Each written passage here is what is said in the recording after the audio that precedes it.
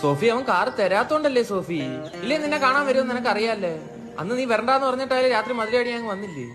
നീ എന്നെ ഇങ്ങനെ ഹേർട്ട് ചെയ്യല്ലേ പൊന്നെ? എന്റെ പൊന്നുമ്മയെ നീ എന്നെ സംശയത്തിന്റെ കണ്ണുകൊണ്ട് കാണല്ലേ? അന്ന് മാളി വെച്ചാണ് എന്റെ കസിനാ. അതിന് എന്റെ കൊച്ചച്ഛൻ ഇന്റർകസ്റ്റായിരുന്നു. മുംതാസ്വാമിയുടെ മോളത്. ശരി എന്നാ എന്നെ കൊണ്ട് പറ്റത്തില്ലല്ലോ അതൊന്നും. പിന്നെ എന്തിനാ പറ്റാത്തോണ്ടെങ്കിൽ പോന്നേ? പ്രേമൊക്കെ ആകുമ്പോ അങ്ങനെ കുറച്ച് കൺവിൻസിങ് ഒക്കെ ചെയ്യേണ്ടി വരും. എന്നിട്ട് കൂട്ടുകാരെ കാറ് തന്നാ കൺവിൻസ് ആകാൻ. നീയൊക്കെ ഇങ്ങനെ കൺവിൻസ് ചെയ്താണ്. എന്നാ കണ്ടുപിടി, കാശിന് കാശുണ്ട്, കാറിന് കാറുണ്ട്. എനിക്ക് ആരെയും കൺവിൻസ് ചെയ്യേണ്ട കാര്യമില്ല. നീയൊക്കെ എങ്ങനെ അവള് ഒഴിച്ചോ ഒന്നും നോക്കിയാണ്.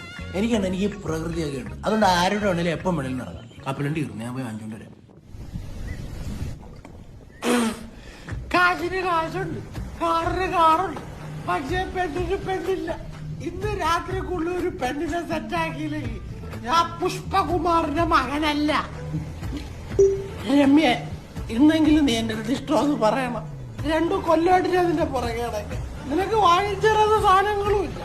നിന്റെ അച്ഛൻ നോക്കുമോ നിന്റെ ഇതേപോലെ? ഇന്നെങ്കിലും നീ പറയണം.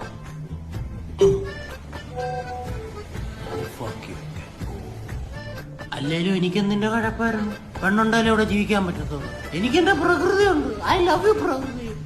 വാഴ